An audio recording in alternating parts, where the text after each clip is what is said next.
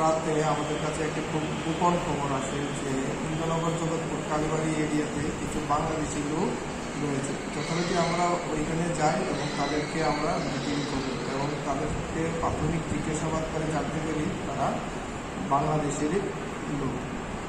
তারা কোনো valid document আমাদেরকে দেখাতে পারে নাই, তার জন্য আমরা Indian passport act entry to ইন্ডিয়ানতে আমরা ওদেরকে অ্যারেস্ট করি এবং একটা মামলা নিই।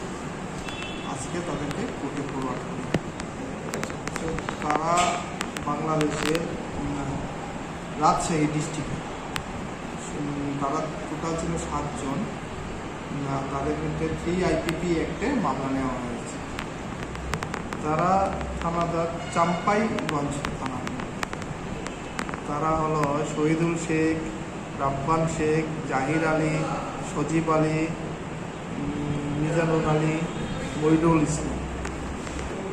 এখন পর্যন্ত তো যতটুকু জানতে পেরেছি তারা এখানে কাজের উদ্দেশ্যে এসেছে। তারপরেও আমরা তাদেরকে জেসিতে রেখে আরও ইন্টারোগেশন করব। আসলে তারা কী কারণে এসেছে তবে ইন্টারোগেশন করেই জানতে পারবো।